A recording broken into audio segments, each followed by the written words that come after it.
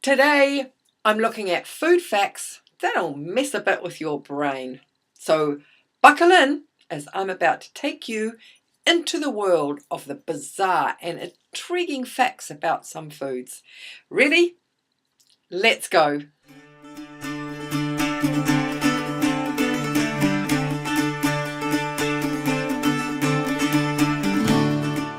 Hi, Fee here, the Healthy Vegan author. Number 1, dairy causes acne. Whoa, what a biggie to start with. Most doctors would probably absolutely poo-hoo this and say, not. But what do the studies say? Many of the early studies were flawed. Not enough subjects, or no control group, or just not isolating individual factors. But the latest research shows that there is indeed a link between how the skin behaves and the food we put in our mouths. In 2005, a study was done with over 47,000 women, showing a strong connection between dairy products like milks and cheeses and breakouts. Another study of over 4,000 teenage boys showed the same result, an association between dairy and the flare-up of acne. So, why is this? Well, much of the milk drunk or used in products is produced by pregnant cows, because as soon as a calf is born, the cow is inseminated and becomes pregnant again. Now, just like pregnant women, pregnant cows have high levels of hormones, such as progesterone and other compounds. And these pass through the milk and send them to the consumer's oil glands, putting the oil glands into overdrive equals aggravating acne. Surprisingly, low-fat milks or skim milk seems to be more inflammatory, and researchers think that either the fat milks have higher levels of estrogen, which can balance out the other hormones, or it's the way skim milk is processed, making the hormones more available and giving them stronger effect. The point is, dairy does seem to aggravate the old pimply scenario, so best not to have it. Number 2, carbon monoxide. This is an odorless gas which can be deadly. You know, it's the stuff that comes out of the exhaust pipe of your car. Well, it's also used in packaging some meats and some fish, because it helps these products keep the lovely pinkness.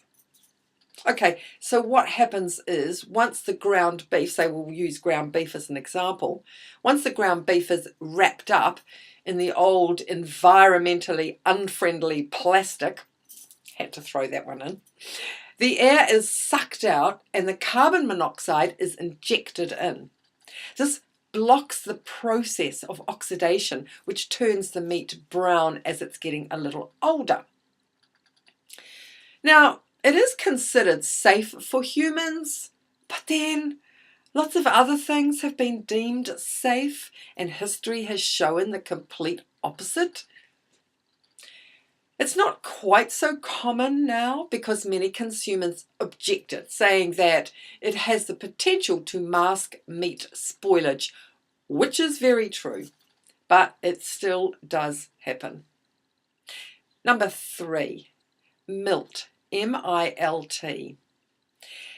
If you know what brains, or in the posh quarters, sweetbreads look like, then milt looks similar. But in actual fact, it is cod sperm. It's been likened to pork brains, neither of which appeal to me at all. It's harvested from not only cod, but anglerfish, monkfish, catfish, salmon, and others. It's considered quite the delicacy. Shouldn't really be surprised though. I mean, people do eat roe or fish eggs, so why not sperm?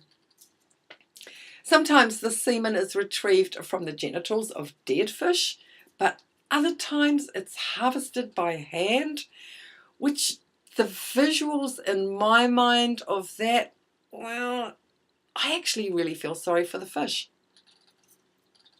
Number 4, a quick one if I can pronounce the word properly. Aragbutyrophobia. This is the fear of peanut butter sticking to the roof of your mouth. Number 5, nutmeg. This is a spice with an amazing history. People were killed in the race to get control of the nutmeg plantations.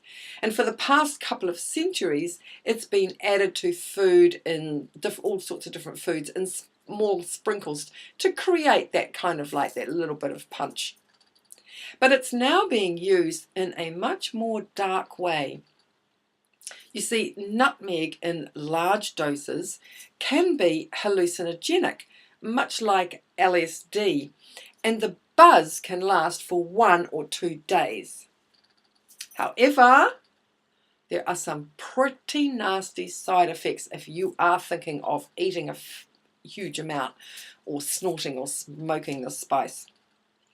You can have really severe gastrointestinal reactions like nausea, vomiting, and diarrhea. You can also suffer from heart and nerve problems, as well as seizures and even death. Taking nutmeg as a drug isn't new. Epidemics were seen in the early 1900s and again in the mid-60s. But let's hope this current outbreak doesn't lead to regulations of this gorgeous spice, or it will be a very sad day for the apple pie. And now it's time for the bonus fact.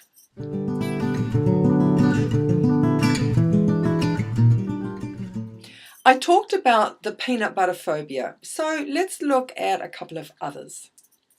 Acerophobia is the fear of sourness, like in lemons and other citrus fruit, which, most of us really don't mind. We might pucker up a bit, but generally we don't mind it. However, acerophobes will really try to avoid that tongue-tingling sensation. Another phobia is about mushrooms, mysophobia. This is people who have an aversion or fear of mushrooms because it inspires feelings of dread. It can even cause shortness of breath. Maybe it's because they grow in dirt? I'm not sure. I couldn't actually find out what triggers this one. The next 2 are different, but quite often confused. You've got cybophobia, which is the fear of food. Sometimes it's just one type of food, but quite often it includes many different foods. And the other one is phagophobia, which is the fear of swallowing. Now, this particular phobia can actually trigger an extremely strong gag reflex. Surely having either one of these 2 would have to be the hardest thing to live with, and I personally find it really sad. But it does make me very grateful I don't have any food phobias or even food allergies. Do you suffer from any allergy or phobia? That's it for today. Thank you so much for watching. If you enjoyed this video, please give it a thumbs up and subscribe, smashing that notification bell. There'll be other links to other food facts somewhere on here. If you haven't already seen them, go check them out. Remember, have great food, make it whole plant-based, and be compassionate to all animals, including humans and especially the ones with phobias. Bye for now.